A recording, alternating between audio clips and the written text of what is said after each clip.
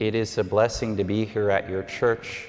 My name is Father Joseph Aytona from the Fathers of Mercy, and I am here to preach your parish mission, which begins tomorrow evening at 7 o'clock.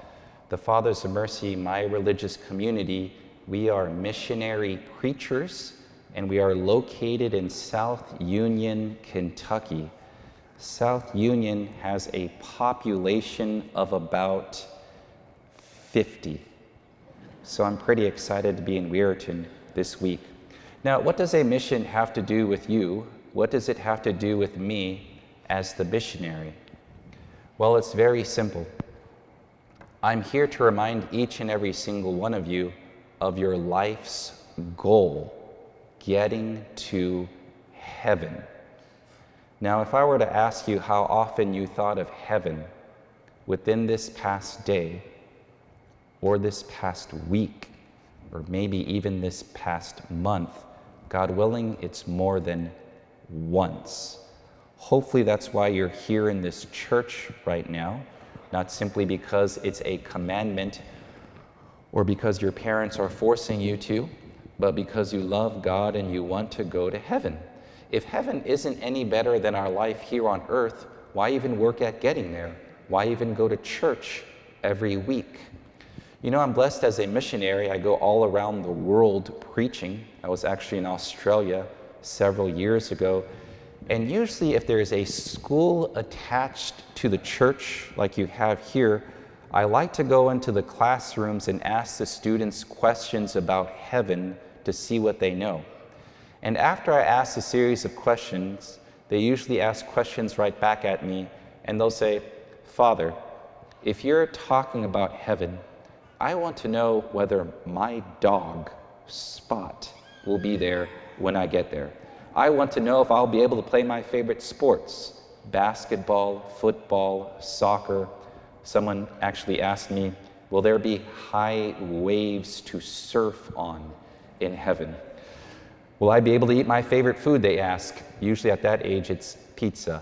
And I think the most important question during those lower grades, will I be able to see and talk to my loved ones who have passed before me in heaven, such as my great-grandfather? And all of these are good questions. Hopefully you know the answers to these questions. If not, it's okay. I'm here to help. But before we talk about heaven, it is essential that we mention the easiest or the best way to get there. That is a fail-safe, guaranteed path of actually getting to our homeland of heaven. There is no better way to get to heaven than devotion to the Eucharist. Devotion to the Eucharist is the best way to get to heaven because it's devotion to Jesus himself. So the same Jesus that walked on this earth about 2,000 years ago is the exact same Jesus in this tabernacle. The same Christ who died on the cross and rose from the dead is the exact same Christ that will be present on this altar after the words of consecration. The same God who will judge us immediately after we pass from this world is the exact same God offered to you in Holy Communion in about 35 minutes, based on how long this homily will be. So Jesus is truly present in the Eucharist, his body, blood, and true human soul. People forget Jesus actually had a human soul, all parts of his humanity that he received in the womb of Mary when she said yes to God through the angel. But when we're talking about the Eucharist, we're not simply talking about our Lord's humanity, but also his divinity. Literally, what the heavens and the earth cannot contain is within that small host that looks like a piece of bread. You know, speaking about the Eucharist, it reminds me of a story, actually a story of a priest.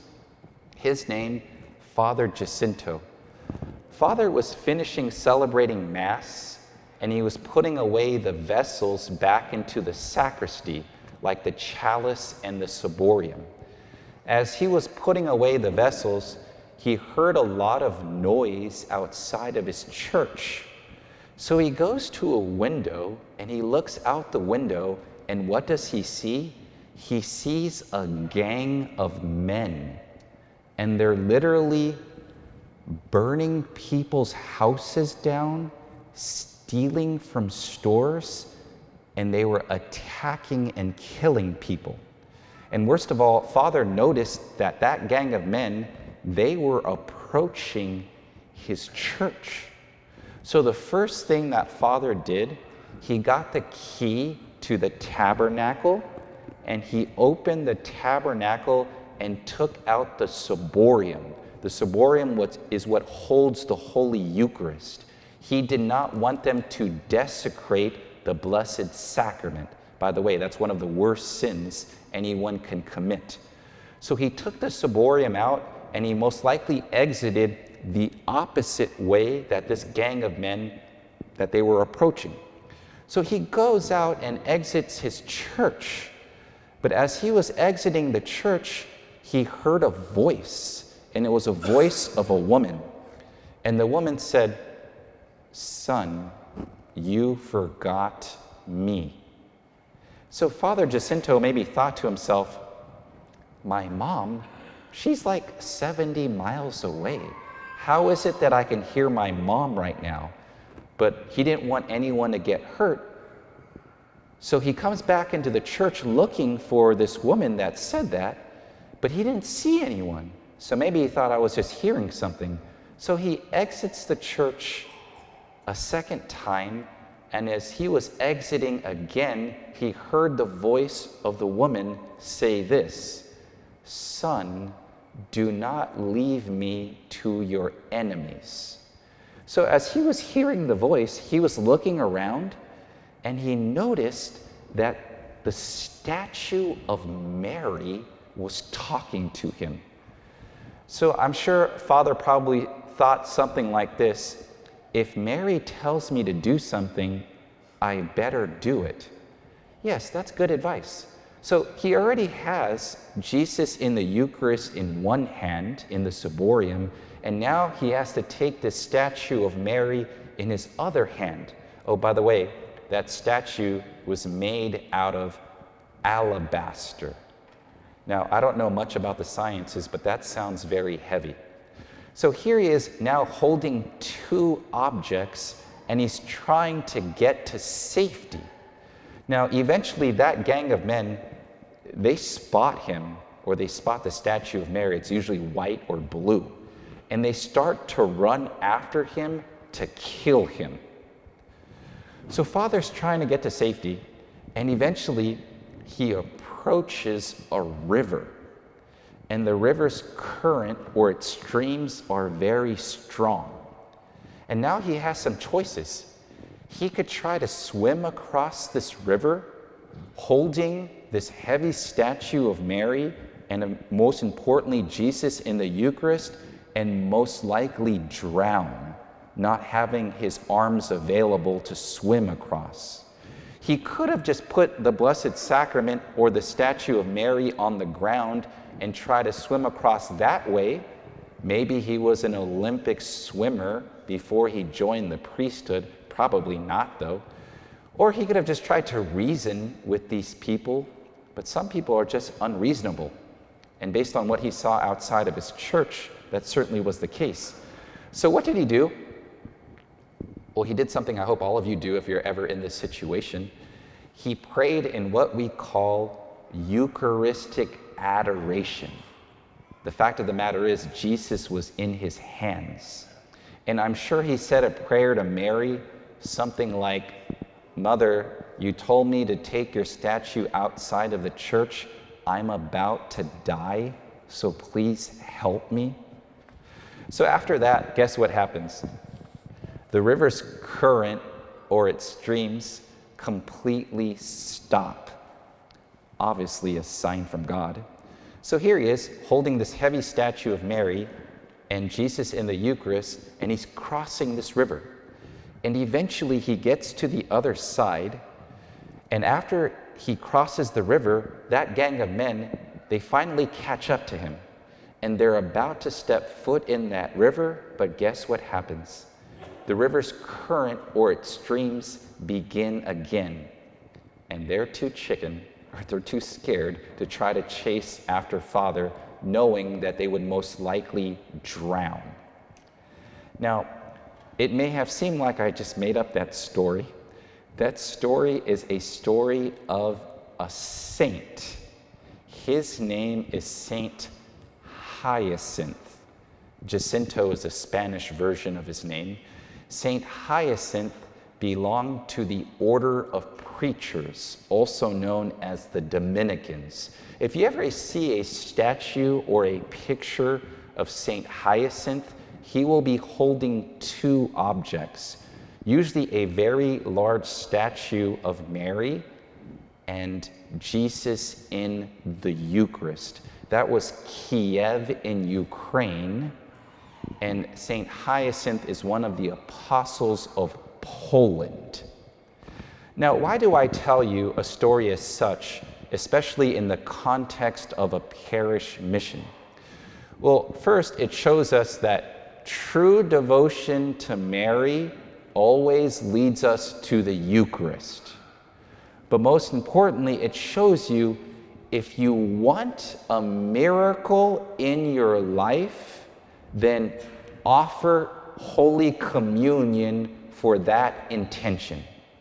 If you know someone that has lost their faith, maybe a family member or your friend that no longer goes to church, what is one of the best things you can do for them to help them get back on their path to heaven? Pray a Eucharistic holy hour of adoration in reparation for their sins. If you want your spouse and your children to become saints, what is the best way to help them with that intention? Dedicate your life to the Eucharist. By far, the Eucharist is the greatest gift that God has given to us as Catholics, because the Eucharist is Jesus himself. So I was sent to your church. If you haven't noticed yet, there are papers at the end of your pews. There are forms there. That has been laid there as an invitation for you to commit to an hour in front of Jesus in the Eucharist throughout the week. In this chapel right here, Father Dennis and his team, they are seeking guardians or adorers to spend 1 hour a week keeping Jesus company in the Eucharist. You know, Saint Mother Teresa has said, there is no greater time on earth that you will feel more loved. There is no better time on earth that you will feel more welcomed than the time that you spend in front of Jesus in the Eucharist. By far, this will be the greatest time of our week outside of Mass, because we already get a glimpse of what heaven will be like. So if you can take one of those forms as you leave the church, and please pray about it. See if Jesus is calling you to spend at least an hour a week. Parents, you might want to bring your children to Jesus in the Eucharist. Students, if you're not praying, especially for your studies, it's an opportunity to bring your studies to our Lord in the Blessed Sacrament. Children, if you aren't praying for your parents, this is a good opportunity to pray that your parents become saints in front of Jesus and his real presence in the Eucharist. Now, to help you in your devotion to our Lord in the Blessed Sacrament, I will be preaching a mission here starting tomorrow at 7 o'clock for the next 4 days, Monday through Thursday. Along with preaching, I will be hearing confessions every day, an hour before the mission at 6 o'clock, and after the talk is done until the last person leaves.